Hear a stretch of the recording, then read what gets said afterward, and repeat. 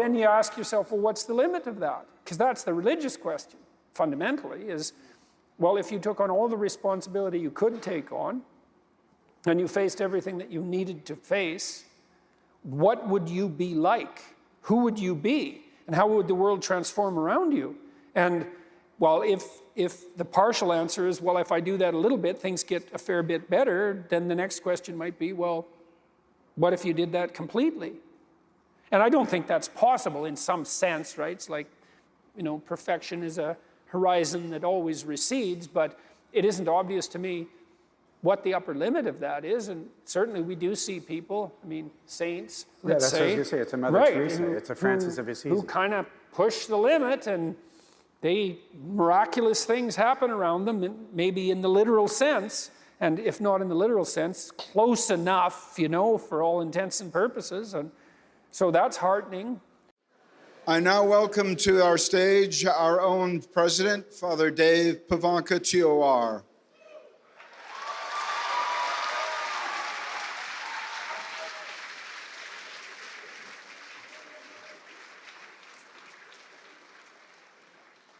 Father Dave became president of Franciscan University of Steubenville in 2019, the first Franciscan alumnus to lead the university. Father Dave also earned a Master of Divinity, an MA in Theology, a doctorate in education, an executive Juris Doctorate. He is a member of the Most Sacred Heart of Jesus, province of the Franciscan Third Order Regular. He was ordained a priest in 1996. A well-known Catholic speaker, an author, Father Dave has written 7 books and produced several evangelistic films and video series, including Sign of Contradiction, Metanoia, and Letters to Myself from the End of the World, through the ministry of the Wild Goose. Please welcome Father Dave and our speaker, Dr. Peterson.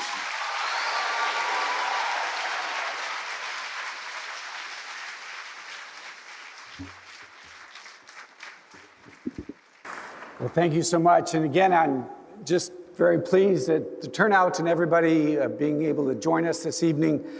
As Dr. Peterson and I were talking this morning, one of the things that he was mentioning was that he often doesn't come to universities anymore for many reasons. And we asked him, well, then why did you accept our invitation? And his response was, because you seem different. I hope that was a compliment.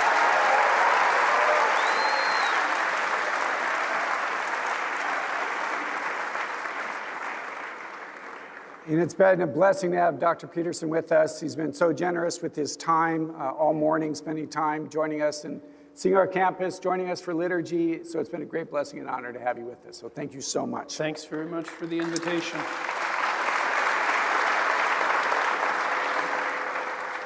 So I appreciated Dr. Peterson's discussion on the corpus of the scripture of the Bible and the book.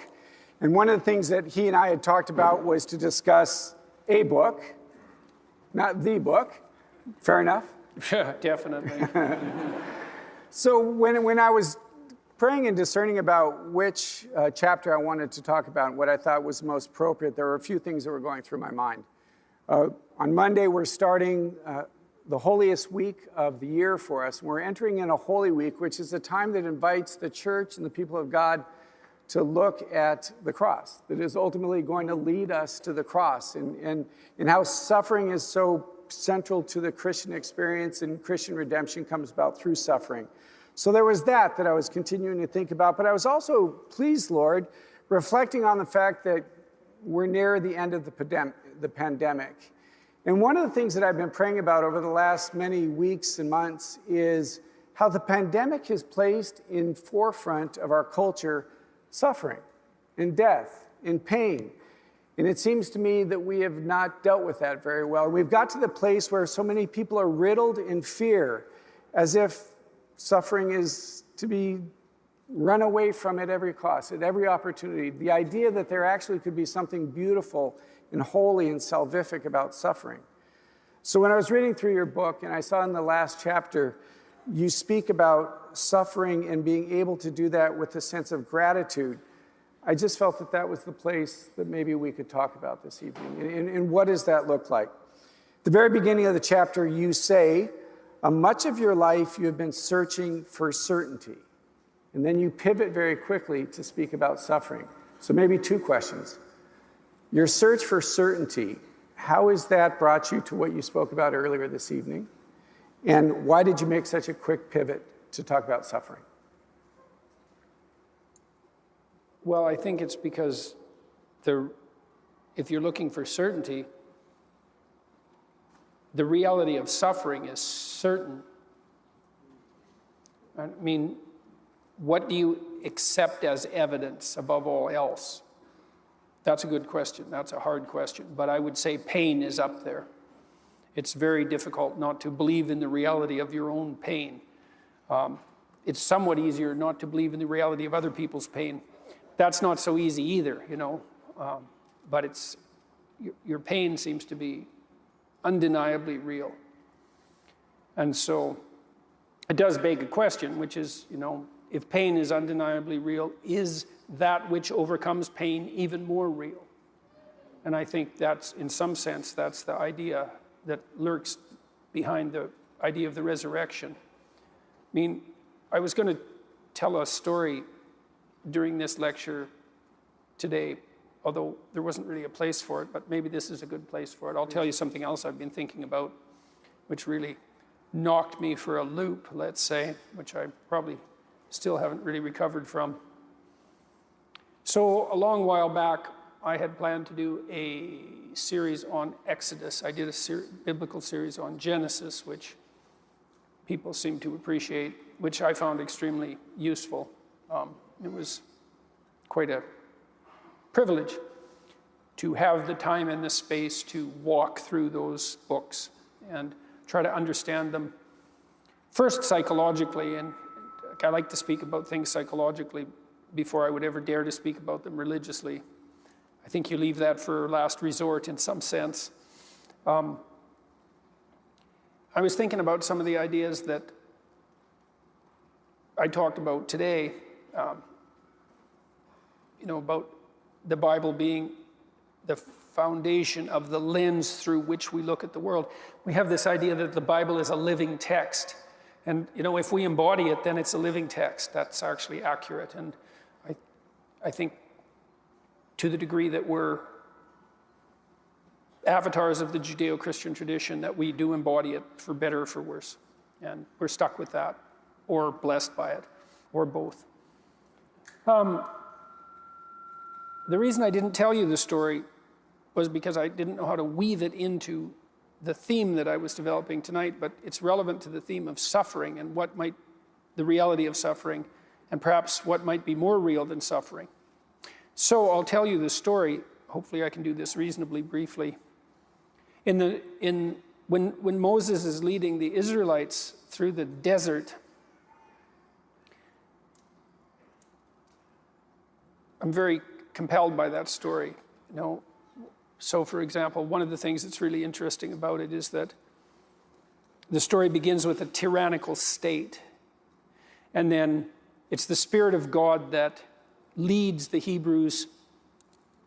Maybe it's the Spirit of God that characterizes the Hebrew longing for freedom. And that's kind of an interesting idea, you know, psychologically. You think that, what's the Spirit of God?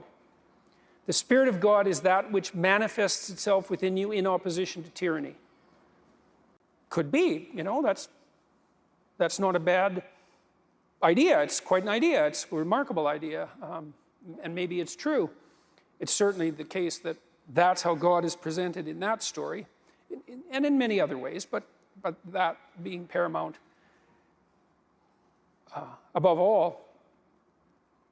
And you know, there's another corollary to that, which is, well, we shouldn't be subjects of tyranny if we're children of God, if we're Israel, and Israel means we who struggle with God. It's not appropriate for us to be subject to tyranny. And that's interesting too, because I think we sort of accept that idea at face value in the West, is that, yeah, slavery is wrong, obviously. It's like, it's not so bloody obvious, these things. You know, one of the things that I'm really curious about in relationship to the postmodern types who make group membership the sine qua non of existence is, why is slavery wrong?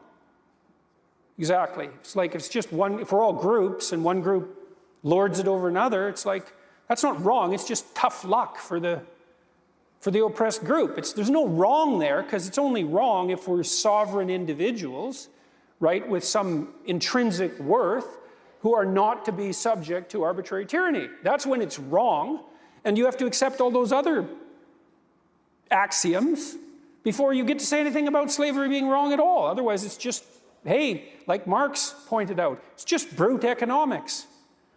And so you can make a moral judgment about that if you want, but what's your criteria for saying that it's wrong? And of course that would upset people on the radical left who want to presume that it's intrinsically wrong without having to presume all the things that you have to presume to make it intrinsically wrong, and without even noticing that that's just a sleight of hand. In any case, so that's part of that biblical narrative too. We're not the sorts of creatures who should be subject to tyranny. And then the tyranny might be, well, is it the tyranny of a state, or is it the tyranny we impose on ourselves? And I would say probably both. Why not both? The story could be referring to both. We tyrannize ourselves with our own presuppositions all the time. And then you might ask yourself, why? Why don't we just give up our tyrannical presuppositions? Because they're not worthy and they're oppressive, but we don't give them up, and we often celebrate them. And I think the story has an answer for that too, because it's out of the tyranny into the desert. It's like, is that better or worse? How about worse? And so what if it's the case that even to escape from the tyranny of your own presuppositions, that you don't go from the tyranny to the promised land, you go from the tyranny to the desert? And who the hell, wants to do that? And the answer is no one with any sense. It's like, hey, I'll just keep the tyranny, thank you very much. At least I know where everything belongs there. And fair enough. I mean, this is a very serious question, and it's an open question in the Exodus narrative whether the desert is worse or better than the tyranny. And so, you see this in the real world. Lots of people in the Soviet Union pined for the days of Stalin. So I read a book once that was reminiscences of a extermination camp written by the guards, the good old days. So I don't think there's a tyranny that's so brute that we can't long for it if it's been shattered. And so that's quite something, all that packed up in that story. Anyways, so the Israelites are out in the desert, and they're there for 40 years, and you might think, well, what kind of leadership do they have? It's not that big a desert. And the answer is, yeah, but the desert after a tyranny, that's no bloody joke, and maybe it takes 3 generations to get through it. And that's possible. And so there's all that. And then the Israelites are wandering around in the desert, and what happens? Well, the same thing happened to them as is happening to us. They're worshiping false idols, and they're tempted. And it's no wonder they're tempted, because, well, they're in the desert. It's like it's not going so well. It's no wonder they're having a crisis of confidence, and maybe they're pining for the old days, and they're not so sure that the God who informed them that being the subjects of tyranny was wrong, because now here we are in the desert. And so they lack faith. And it's understandable. But despite it being understandable, and this is one of the harsh things about the story, what does God do when he hears their complaints?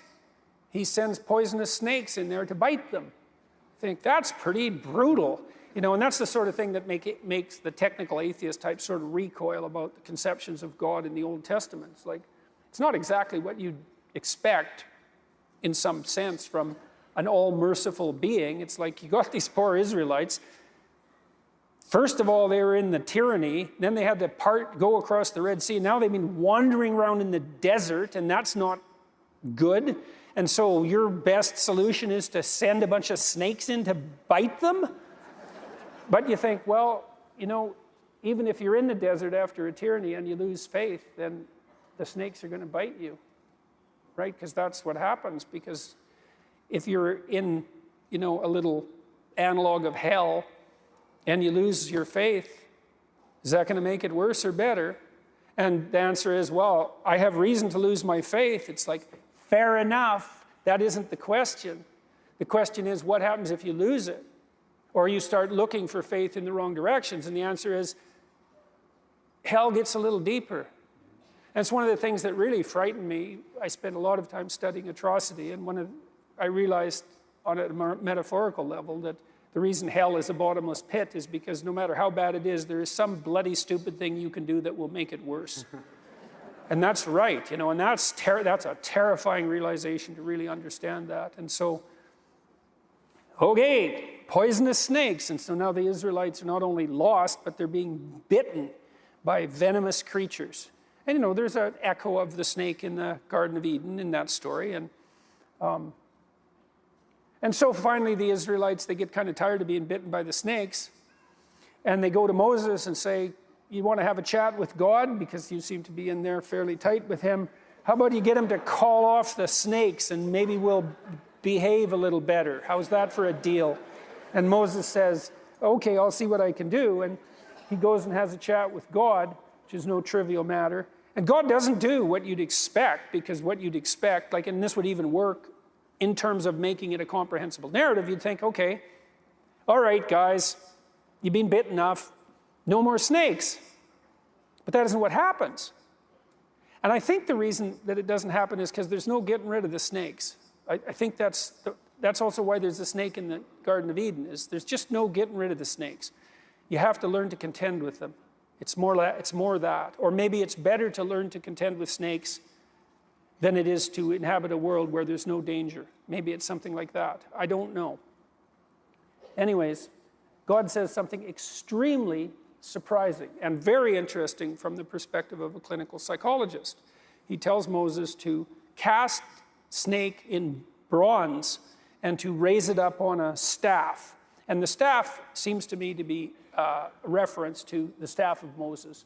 And that staff of Moses is something like the thing you put in the ground to orient yourself with. It's the staff of God too, and it's sort of like an axiom. And maybe it's like the tree of life. It's like here I stand. It's a center point. It's all of that. In any case, you put the snake up on the staff. That's also the symbol of healing, right? The physician symbol of healing, the staff with the snakes. And so it is a symbol of transformation, and partly that's because snakes shed their skin and are reborn, and so they're viewed as agents of transformation. And so that's all lurking in that symbol. And then God says, get the Israelites to go look at the snake on the staff, and then the poison won't poison them anymore. And I read that as a clinician. I thought, that's really interesting, because one of the things that we learned, all schools of psychotherapy learned in the last 100 years, is that if you get people to voluntarily confront what makes them afraid and what makes them want to avoid, then they get better. It's curative. And so that's the message there. It's like, well, if something is terrifying you, pay more attention to it. And that's actually what you teach people in psychotherapy. I mean, there's a variety of psychotherapeutic techniques, but exposure is probably the cardinal technique. It's like, if I can find out what you're avoiding and get you to confront it voluntarily, you'll get better. And the reason seems to be is that if you get people to confront what they're afraid of, and sometimes what disgusts them, but what they'd like to avoid, let's say, if you get them to confront it voluntarily, that could be the future even, the indeterminate future, they don't get less afraid. They get braver. And that's different. It's not like they get accustomed to what they're looking at and they're no longer afraid. That kind of happens, but it isn't really what happens. What really happens is they discover there's a lot more to them than they thought. And so they're not as easily intimidated then. And so if you run a clinical client through a session of exposure therapy, maybe they're afraid of an elevator or something like that, you get them so they'll go in the elevator, then sometimes they're often women, because women have anxiety disorders more often than men. One of the unintended consequences of that often is they'll go home and have the fight with their husband that's been brewing for 30 years. Because they're now braver. They see themselves in a different light because they've confronted this thing that terrifies them. And so it's so interesting in that story that God's cure for the venomous serpent is voluntary exposure to the source of terror. It's so interesting that that's the case. But and this is relevant to the issue of suffering, right? And confronting suffering dead on, to actually focus your attention on that which you would like to avoid. One of the remarkable parts of that story is also that one of the scariest words ever is, if I was God, they wouldn't have been bitten in the first place, right? So they've got the serpent's on the pole, but they're still going to get bit. And I think that's what's essential about that, is just because the serpent is there, it doesn't mean that everything is fixed. It now looks Snakes are still there. But the transformation that takes place is the focus of the suffering becomes a symbol of faith for them. And that's obviously in the cross. Well, and part of the faith is the faith that enables them to go look at the serpent to begin with. Absolutely. Okay, so that leads us to the next part, which is in John, because Christ says, thousands of years later, that he has to be lifted up like the serpent in the wilderness. It's like, okay, what in the world is going on there? Because that's a hell of a thing for anyone to say about anything ever. And it's right, because what does that mean? Why would the Son of God compare himself to a serpent, and why that particular serpent and that serpent in the wilderness? And I knew this old idea that lurks in all sorts of stories, in this corpus of stories that I talked about. You know, there's an idea that the hero rescues his father from the belly of the beast. That's a very, very old idea. And what that seems to mean to some degree is that if you look into the abyss, then that,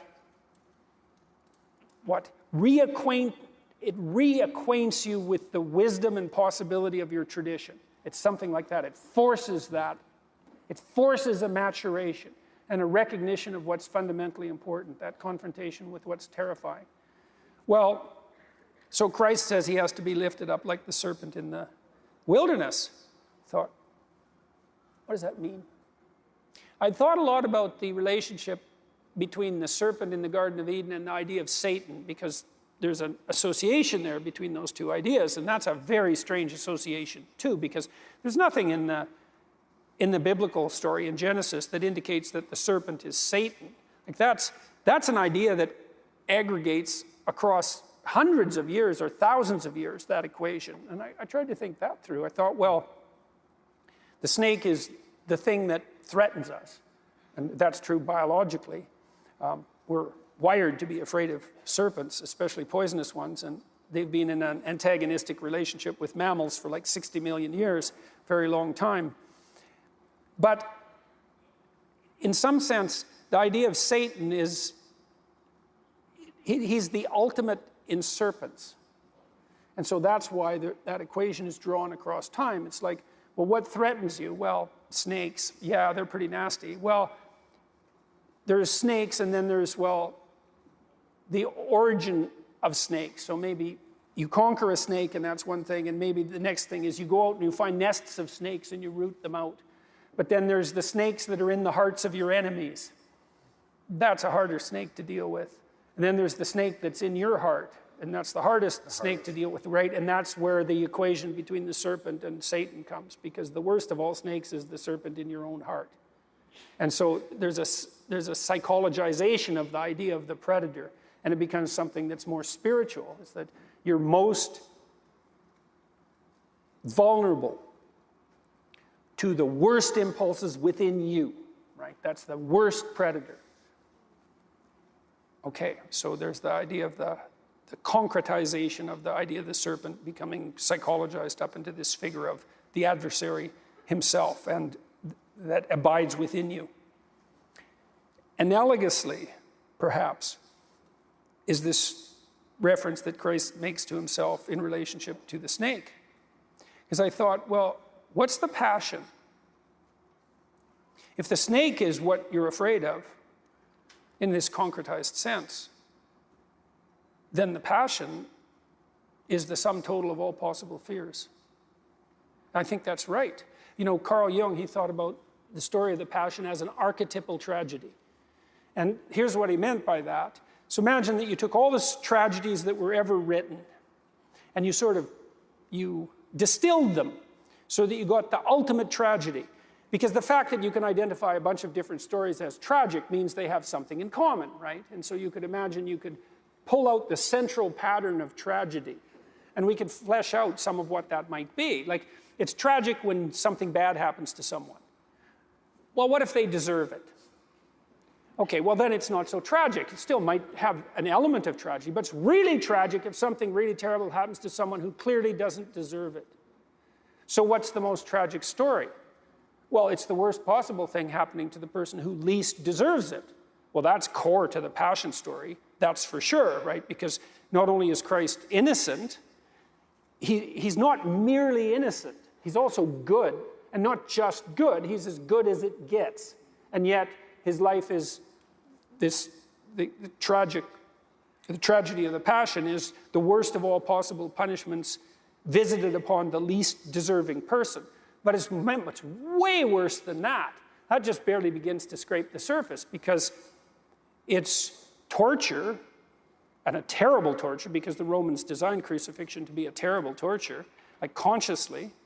And so it's tragedy at the hands of your fellow man, and your fellow man motivated by the spirit of Cain in the most fundamental sense. How can I inflict the most misery possible in the shortest period of time, let's say, subject to that, at a young age, with foreknowledge, as a consequence of betrayal by your best friend at the hands of a mob of your own people who are simultaneously under the thumb of a tyranny that's part and parcel of what's persecuting you, who persecute you knowing you're innocent, not just innocent, but also good, and who choose to punish you instead of punishing someone they know to be criminal.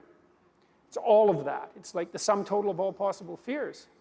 And I think that's right. And it's so interesting to me that psychologically, that not speaking religiously to the degree that that's possible when speaking about such things, is that our culture has put at its center an archetypal tragedy. It's as if we're attempting to inoculate ourselves against the catastrophe of life.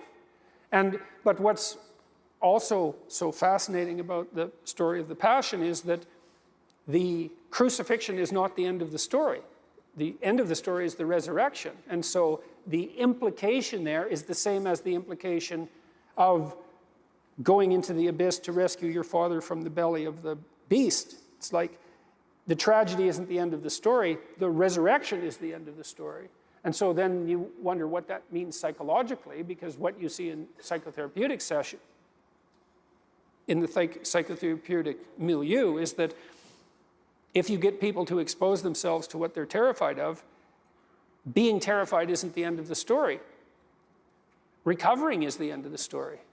And so that begs the question is like, well, to what degree are we capable of bearing suffering and prevailing? And the answer might be to the degree that we're capable of confronting it forthrightly. And that might actually just be true. And you think, well, how could it be otherwise in some sense? Like, what's going to call the best out of you if it isn't what's most challenging? Because it's not that easy to get the best called out of you. It's not going to just happen because someone rings your doorbell, right? You have to be shook to the core before you're going to undertake what's necessary to make the sacrifices that are required to put you in alignment. That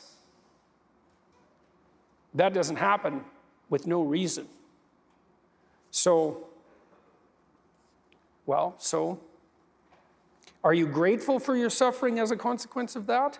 I don't know. That's a high standard, man. That's a high standard, and maybe it's unrealistic. But I think one of the things that faith brings us to is, and we were talking about it when we were in the chapel in the friary, is that when we look at the cross, and it's very Catholic, is that we always see Jesus there, that the corpus is there. And because you talk about in your chapter about what does it look like to transcend suffering, and what does that individual look like? And in some ways our businesses are similar, right? People are bringing their brokenness to you and they bring their brokenness to me. But I believe in a God that can transform that. So I was asking myself, well, what does that look like? And I recall a priest that I met in Africa, and I believe what he had was Lou Gehrig's disease. So by the time I met him, he was no longer able to really move his arms or legs very well. And we were praying that the Lord would heal him in that. And then he began to share his story with me and what had taken place in he and his community in the midst of his sickness, in the midst of his suffering. He said, people didn't used to go to church very much, but since I've been sick, people are coming. And that they wouldn't line up for confessions, but since I've been sick, there's a long line of people coming to confession. He said the church was half full, and now it's packed. He said people begin to speak, and they say that I'm more empathetic, that I'm more compassionate, that I'm more loving, that I'm more kind. And I'm embarrassed to admit that at that moment, as he was sharing his story about the transformation that was taken both in he and in the community, I was praying, Lord, please don't heal him.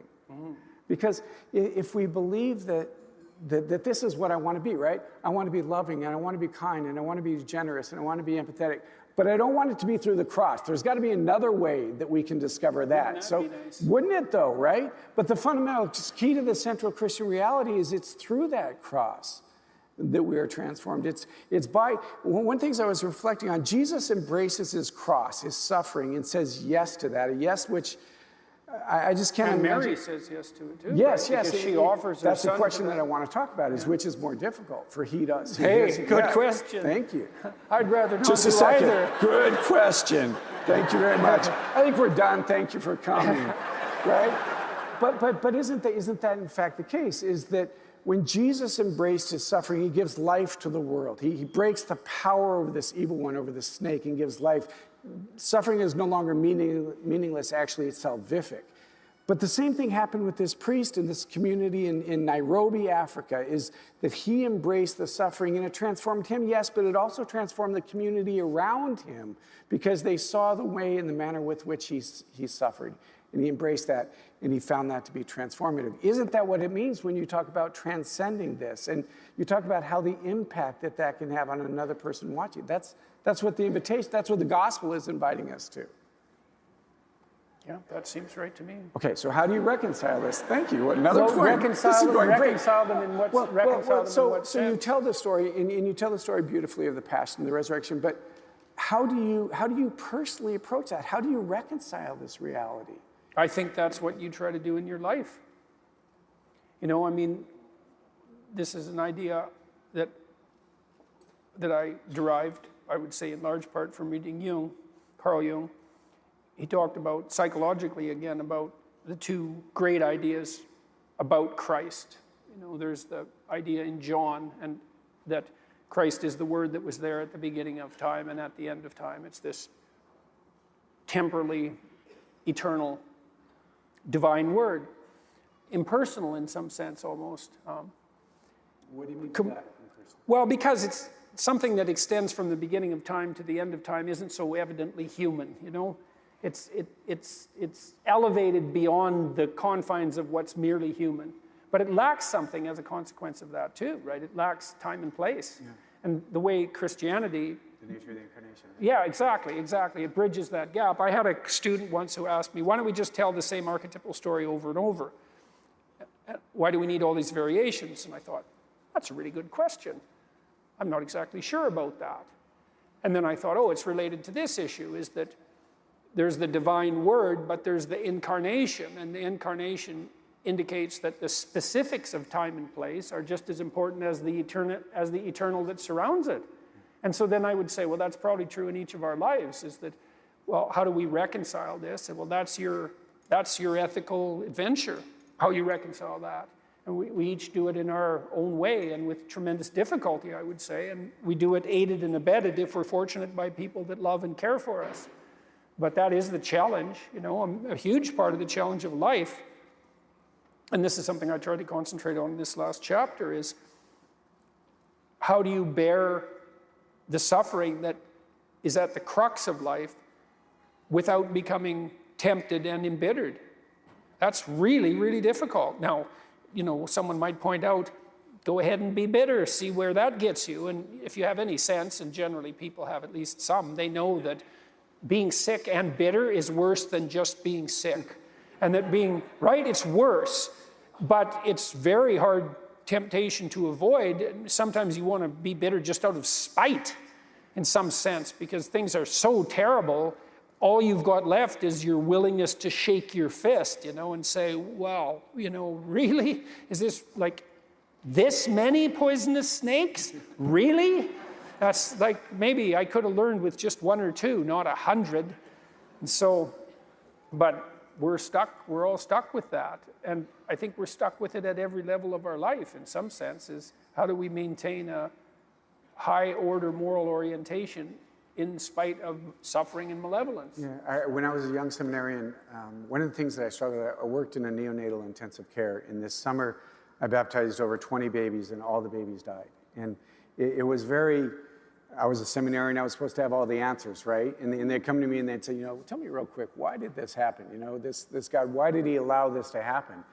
And I came to the place, a couple things. One is that I didn't have to defend God. Like in my own mind, in my own heart, there was something very freeing in that. I don't know why. I mean, what kind of explanation? Let me explain to you why this happened. Oh, well, thank you so much, brother. Yeah, that makes sense. I wish somebody would have told me that, right? But what I did, what I would continually come to is that, and this is a mystery of the faith, that Jesus is present in the midst of the suffering. And I tell a story. Actually, the first book I wrote was on freedom, and I spent a lot of time in that Exodus text because that's the invitation to look at Pharaoh and be freed in that. But that when we're children and we fall down and we scrape our knee, our mom comes and she kisses us and she pats us on the head and said, "It's going to be okay." And it is. I mean, really, what has she done? She's kissed me on the head and she's patted me. She said, "It's going to be okay." But we grow up and we don't think that's enough anymore. But my experience tells me is that when Christ can do that for me, in the midst of my brokenness, in the midst of my suffering, in the midst of my pain, and remind me that I'm loved, right? I remember sitting in the chapel, it was a Thursday evening as a seminarian, trying to figure all this out and hearing the Lord breaking in the midst of that and say, "Dave, I love you." And I said, "Well, I appreciate that, but that's not the issue. Let me explain the issue. What am I supposed to tell these people?" And he reminds me that I'm loved, and it's enough. It's enough. And it's the Christian mystery of suffering, that it ought not be something that we try to escape, but it's actually an invitation that we continually find Jesus, because I suggest that when we find God in the presence of the suffering, we can find him anywhere. It's easy to find him in a sunset or in a baptism. Take a brand new baby, pour oil all over him and grease him up, and it smells the chrism. It's wonderful. It's easy to find him in that. How about cancer? Yeah, and divorce, and infertility, that when we can find, and that it's the mystery of our faith that God enters the messiness rather than just fixing it from the outside. He enters this and takes this upon himself and transforms it. When we find him there, I suggest we find him anywhere. My experience is that our faith becomes more real, it becomes more authentic, it becomes more present when we can find him in the midst of that. Yeah, well, what would I say about that? Well, I guess one of the things I would say about that is that perhaps it looks like, we have something difficult to do, as it turns out. We might think, and why wouldn't we, that we would rather that things were easy and pain-free, and fair enough.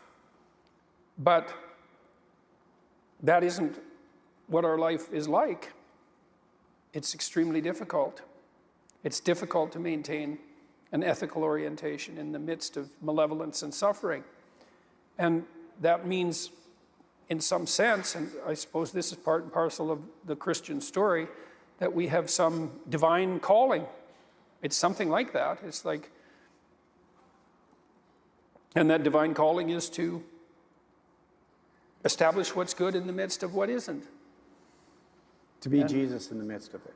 To be Christ. Yeah, that's the question. See, I guess I don't know exactly what to make of that, because I don't know to what degree we're called on to find Christ in the middle of that, let's say, or to be lifted up like that in the middle of that. I think it's both and. Fair enough. I think so. The Christ, to the degree, and this is, I think, if I can't, and this is hard, if I can't find Christ in me, then I can't find him in them. And that if I don't see what he's done, how he's alive in me, then it's, as a priest or as a believer, it's hard for me to invite somebody else to that. And it's hard for me to see him in somebody else. So that's where I have to first, Paul says that it is Christ who is alive in me. When I experience that, not just read it. It's not just a corpus that we look at, that we read the Bible, but it's alive. It's a living word. When that becomes alive in me, then it allows me to be able to see that in other people. Because I know me. Because if I can find him in me, because I know what goes in this head. Well, and you see, when you see people who are noble in spite of their suffering, it is ennobling. It is uplifting. Really it is. And it's been striking to me, too. People want to be encouraged in that direction. part of the reason that my lectures, I would say, have been successful to the degree that they have been is because people find them encouraging. And that actually seems to work, like it seems to be positive. Because it isn't necessarily good news. Well, it seems to be. I mean, it isn't necessarily the case that that would be the case, you know, because it could have been that I would have said encouraging things to people. There's more to you than meets the eye, and you're capable of more than you're demanding of yourself. And, you know, if you took on your responsibility and faced the things that you were trying to avoid, that your life would be richer and better and for you and for everyone around you. And the result of that could have been that thousands of people would come to me and say, you know, I gave that a pretty good shot, and your advice is really awful, and everything is, well, seriously, like, I took on that responsibility, it just bloody crushed me, and I'm way worse off than I was before, and everything's gone to hell around me, and like, thanks a lot, buddy. And it's not like that's a completely incomprehensible possibility. But that doesn't seem to be what happens. Is what generally happens is that young people in particular, but not only, come to me and say, look, I've been trying to take on more responsibility and to face the things I've been avoiding, and everything is way better. It's like, okay, well, isn't that something? Maybe onto something. Well, then you ask yourself, well, what's the limit of that? Because that's the religious question, fundamentally, is, well, if you took on all the responsibility you could take on, and you faced everything that you needed to face, what would you be like? Who would you be? And how would the world transform around you?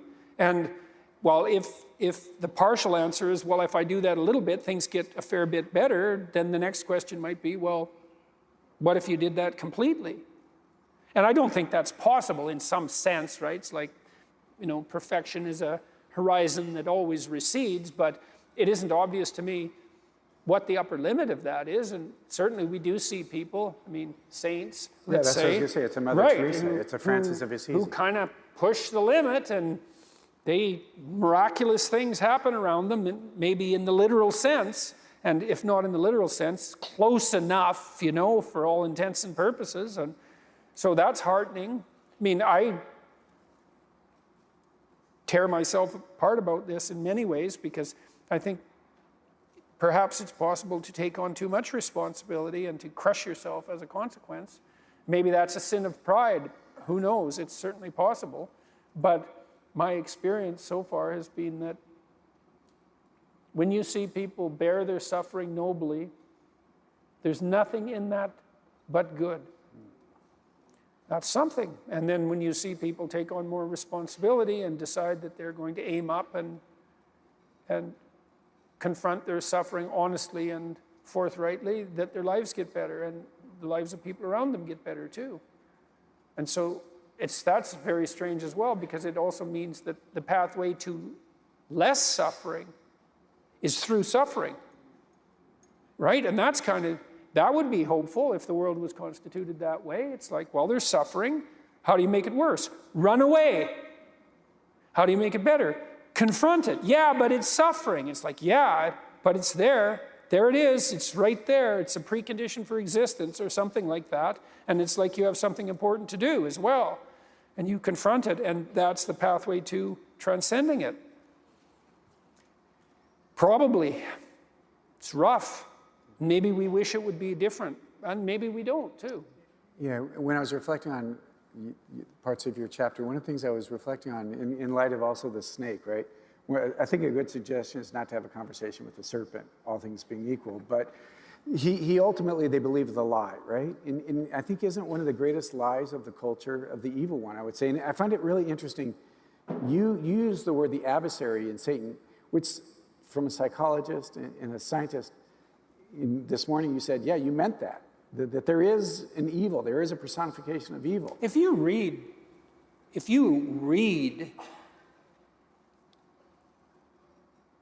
anything about Auschwitz, about the Nazi death camps, about what happened in the Soviet Union, if you read that sort of thing seriously, or if you read about people who've done, like I read a lot of books about the worst serial killers, and I mean, that's quite the competition. And to be the worst serial killer, which people do compete for, by the way, It's not like the high school shooters don't know about the reputations of all the other high school shooters. It's not like they don't try to outdo them, because they certainly do, and they do it consciously. I mean, if you read those accounts and you don't walk away with the notion that evil exists and that the notion of an adversary is like as real as it gets, then you just haven't read very carefully. But how do your peers deal with that when you say They that? don't. You know, I mean, psychologists generally don't. I mean, Some clinical psychologists talk about evil, but non-clinicians tend not to, and that's because they just aren't confronted by it. You are if you're a clinician. I mean, you see things in families that are so terrible that they're inexpressible and multi-generational often, you know, and the only language that you can really fit that sort of thing in is a religious language. That's the only language that's serious enough. And, you know, people, I don't know, the idea of evil is taboo idea scientifically. It's like, have it your way. You know, one of the things that Solzhenitsyn claimed was that the Nuremberg judgments were the most significant ethical event of the 20th century, or at least among them, because the Nuremberg judgment was that some things are wrong, right? You don't get the excuse, I was following orders. You don't get the excuse, that's how my culture looks at it. You don't get any excuses, that's what a crime against humanity is. It's like, do you believe in crimes against humanity? The answer is either yes or no, because those are the two answers. And if it's no, it's then, okay, you have the world where that's the belief and see how that goes. And I'll have the world where I think that there are things that are evil and we'll see how that goes. And because you're going to not condemn the imposition of pointless suffering on people for the sake of the suffering, that's not wrong in some fundamental and transcendental sense. I mean, you can say no, you know, say, I don't believe in evil. It's okay, but that has its consequences, and one of the consequences is you can't condemn evil. That's a problem, you know, or maybe not, but it's not like a world where you don't condemn evil. It isn't like there aren't consequences to that decision, you know. And I also think that there's no good where there's no evil, right? And so if you dispense with the idea of evil, don't you simultaneously dispense with the idea of good? I mean, because if something doesn't exist, how does its opposite exist? And if evil doesn't exist, then how does good exist? Because in some sense, those two things they're integrally linked in their reality. One of them only can't exist, right? That isn't how things work. If there wasn't something that wasn't good, there couldn't be good.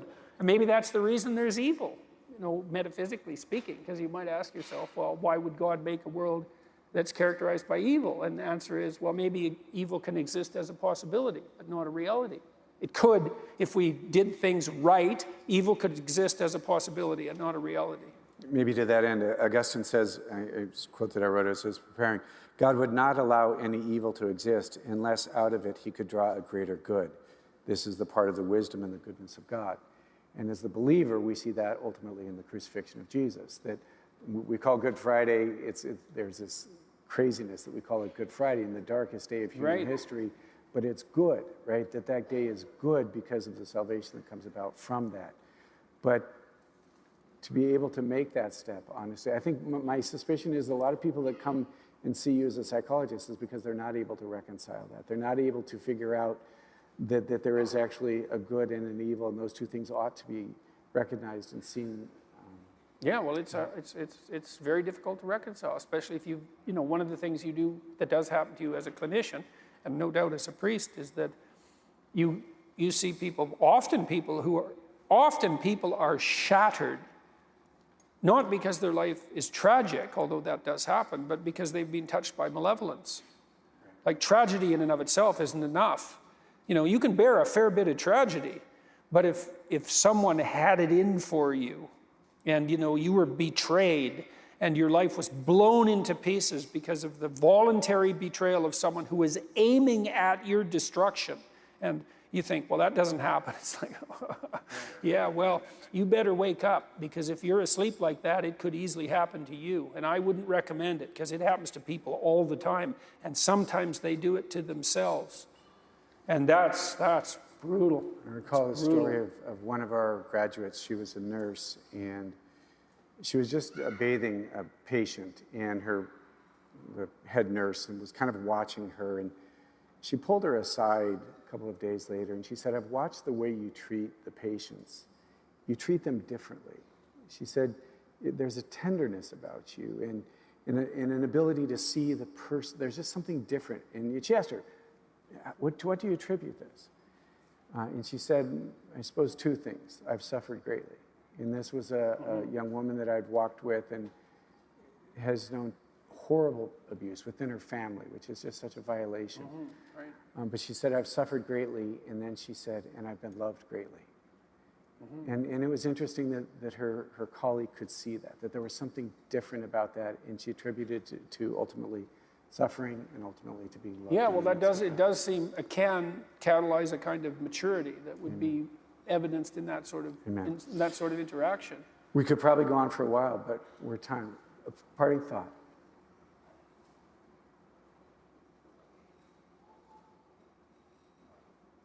Oh, I guess I'm hoping that perhaps that you Catholic types stop being so apologetic for your virtues. Amen. You know, one of the things that the radicals are really good at is weaponizing guilt. And good people have a proclivity for guilt, you know, because if someone accuses you of something, especially if multiple people accuse you, and you're a well-socialized person, a conscientious person, you're going to tear yourself into pieces pretty hard trying to figure out if they've got a point. And that's fine, you know, fair enough. But it makes you vulnerable to another satanic synonym is the accuser. Yeah, sure. Right. This question is, well, how susceptible should you be to accusations? And that's a tough one, because like I said, if you're a good person, it's pretty easy to feel guilty. But the problem with that is your guilt can be weaponized. And that's definitely happening. So all of you people with your privilege. So, you know, I guess I'd part with that thought. I think part of the reason that there's an injunction, a religious injunction, to atone is to come to terms with your privilege so that it can't be weaponized. Maybe. It's more complicated than that, but it's a good start. It's like there are all sorts of advantages you have that other people don't have. And no doubt disadvantages as well, right, that are unique to you. But let's stick with the advantages. It's like, well, what makes you deserving of those advantages? And it can't really be historical happenstance. You happen to be born American, you know, which is relatively good fortune, because you can really not attribute that to you. You don't deserve that in any sense. So how do you justify it? And I think the answer is by leading an ethical life. Like, that's actually the answer. It's not like you should lead an ethical life. You should. That's not the issue. The issue is that's how you atone for your unearned privilege. And the advantage to that is your guilt can't be weaponized under those conditions, not by other people, which is very important at the moment, but also by you. It's like you think, well, I've got these advantages. Well, what am I doing about them? I'm doing the best I can with them, right? That's how I justify them, is I try to treat them as gifts, and I try to make the most out of them in a way that's maximally beneficial for me and for everybody else simultaneously. I'm actually trying to do that. It's like, well, who could ask for more than that? And I think that's one weapon in the culture war. It's like, if you're living an ethical life, you know, if you're doing your best, well, maybe you can stop apologizing for your privilege. And maybe that would take one weapon away from the people who want to burn everything down, because they definitely want to burn everything down. Mm-hmm. So I invite the choral, if you guys want to come up and get set. We're going to have a closing hymn. Just to that end, though, one of the things that you and I talked about, and I think it's important about the university, is that the goal for our students is just that. You know, it's to be able to go out into a world and be holy and be a saint. And ultimately, I think that that's what the world needs is men and women that are going to live courageously. I loved how in this chapter you spoke so oftentimes about courageously. Well, this is hard. It's hard to live this life. It's hard to be faithful. It's hard to be good. It's hard to be right. And yet, it's the challenge that I think our student body has accepted, the call that the Lord has on their life to be a saint. Yeah, well, I think that's the basis of any real education, is that, you know, it's a call to nobility. It's a call to virtue, fundamentally. Because what good is education if it's not a call to virtue? So I also asked Doctor if he would mind if we prayed with him before we're through with the evening. His wife wasn't able to join us, but you're certainly welcome anytime. I offered him a job earlier, and he didn't say no. But I must say, in many of our conversations today, some of the things that we're doing here and some of the things that you're working on, I think there's a great synergy and a great way that we can collaborate. So I look forward to. Wouldn't that be good? This is a collaboration, I suppose. So. John Paul is going to come up, and I just invite you, if you want to just, why don't you stand and you remain seated, and we're just going to invite the congregation to stand. We're just going to ask the Lord's blessing upon Dr. Peterson and also his wife and his son and daughter, that the Lord would continue to pour his blessings upon them. And John Paul is just going to lead us in a song, just a very simple song of blessing. So we ask the Lord to bless you, Dr. Peterson. Lord bless you And keep you, may his face shine upon you.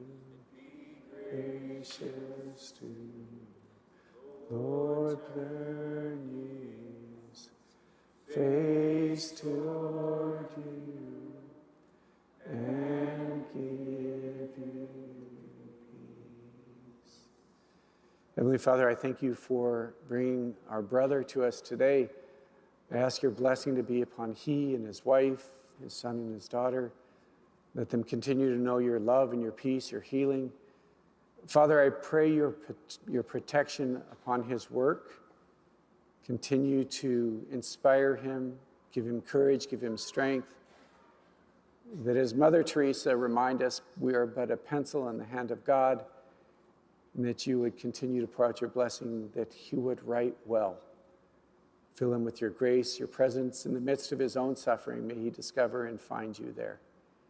May the Lord pour out his blessings upon you, Dr. Peterson, God who is Father, Son, and Holy Spirit. Amen. Thank you very much for joining us. Thank you very much. Thank you all.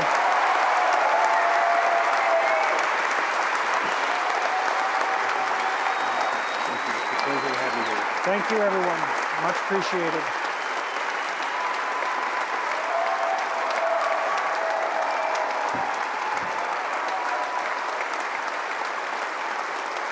Thank you.